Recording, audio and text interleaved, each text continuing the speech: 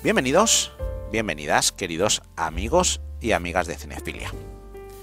Veréis, como os comenté en nuestra anterior reseña, este nuevo consejo de cine sería una sorpresa. ¡Y qué sorpresa! Un film que por su concepción estaba abocado al desastre, pero que curiosamente terminó siendo una de las obras neo-noir más importantes de la historia. Un film referente de un género que se quitaba de encima cualquier tipo de censura para narrarnos de una forma cruda y salvaje historia de pasiones desmedidas, traiciones y venganzas. Estos films con el tiempo se les llamó thriller eróticos, y esta es la primera película de un ciclo maravilloso que vamos a empezar, porque Fuego en el cuerpo fue el principio de muchas cosas. Y qué mejor que empezar ya con la reseña de este portentoso film rodado en 1981 por el director y guionista Lawrence Kasdan. Para poder reseñar como es debida la cinta, tenemos que empezar por el trabajo como guionista del bueno de Kasdan. Hay que decir que su carrera en el cine vino en parte por una frustración. Él realmente aspiraba a ser profesor de literatura, pero al no conseguir plaza tuvo que subsistir como escritor de spot publicitarios. Aunque dicho trabajo no le llenaba, inmediatamente por su talento en la escritura empezó a tener éxitos tan rotundos que todas las agencias querían trabajar con él, y más desde que ganó un premio Clio. Este éxito en la publicidad le supuso la oportunidad de poder entrar a trabajar en el cine como guionista. Veréis, en 1975 escribió el guión de un film que se basaba en una cantante que se enamoraba de su guardaespaldas. Veréis, aunque la película no se hizo, la Warner Bros. Compró el libreto, por si en algún futuro decidía rodarla. Cosa que hizo en 1992 con Whitney Houston y Kevin Costner en el film El guardaespaldas. Pues bien, tras eso escribió otro guión llamado Continental Divide, una comedia que llegó a manos de Steven Spielberg, que le encantó y compró los derechos de la película. Por aquel entonces Spielberg estaba preparando su obra de aventuras con su amigo George Lucas, un film de Indiana Jones titulado En busca del arca perdida, por lo que pidió a Kasdan que entrara en el proyecto como guionista. El resultado fue maravilloso, y cuando el guionista del Imperio contraataca, Leigh Beckett, falleció dejando la historia a medias, Spielberg comentó a George Lucas el gran trabajo que hizo Kasdan con En busca del arca perdida, por lo que inmediatamente fue contratado por Lucas para que terminara el guión de la secuela de Star Wars, Una nueva esperanza, en la que es considerada hoy en día la mejor película de toda la saga de Star Wars, la maravillosa El Imperio contraataca. Y bien, es entonces cuando Kasdan decide dirigir su primera película, sin más conocimiento que el de guionista y lo que pudo ver en los sets de rodajes. Como Lucas le debía un favor al sacarle del apuro de sustituir a Beckett, puso dinero y apoyo para que se realizara la ópera prima del guionista. Apoyo por el que no está acreditado. Y así pudo comenzar la preproducción de Fuego en el cuerpo. Y bueno, ahora viene lo más increíble. Veréis, la idea que tenía Kasdan de hacer su primer film era realizar una película inspirada, sobre todo, en Perdición, obra maestra indiscutible de Billy Wilder, rodada en 1944, y que por cierto ya hemos reseñado en el canal, y os dejaré en la descripción del vídeo un enlace por si queréis ver nuestro consejo de cine que hicimos de aquella maravillosa película. Y claro, ¿qué pasa cuando un director novato, a más no poder, se atreve a actualizar un clásico tan rotundo como este? Pues que se masca la tragedia. El batacazo está casi asegurado. Pero sorpresivamente esto no fue así. Kasdan realiza una historia totalmente alejada del original. Una historia que, aunque tiene la esencia de aquel clásico, sobre todo en la construcción de los personajes, en ningún momento es un remake, ya que esta película tiene vida propia. Y ya os adelanto que resultó ser un éxito mayúsculo. Y sin lugar a dudas, la película más grande rodada por el guionista reconvertido a director.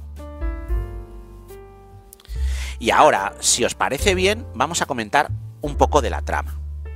En este caso, contar más de lo necesario es destrozarte la experiencia, por lo que vamos a ser muy cuidadosos hasta el extremo para solo adentrarte en el mundo del film sin contar nada del argumento.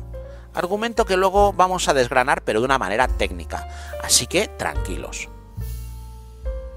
Veréis, Ned Racine es un abogado de Florida con un encanto casi magnético sobre las mujeres. Su vida personal está llena de conquistas amorosas. Y además, los juicios a los que asiste le ha granjeado la amistad del fiscal Peter Lovenstein y del detective Oscar Grace. Un día se cruza en su vida la señora Walker, Mattie Walker, una mujer con un encanto casi animal sobre los hombres.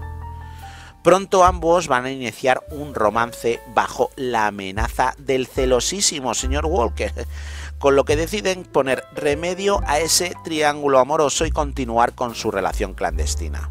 Y ya no os voy a contar nada más. El resto de la película tenéis que verla, ya que es simplemente maravillosa.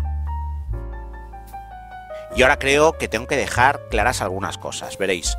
A la obra no le duelen prendas de mostrar el erotismo de una ciudad tan calurosa como Florida, que además está sufriendo una ola de calor donde el fuego en el cuerpo es literal. Fue una mezcla explosiva que años después seguiría con otros neo-noir cargados de subidas de tono, que le vienen sinceramente como anillo al dedo a estas obras tan salvajes. En este caso, la mejor arma que tiene la película es el guión, que es donde se sustenta. La base de la historia escrita por el propio Kasdan, su impronta es tan importante que no solo es un referente de su género, sino también es estudiado como ejemplo de escritura de guión.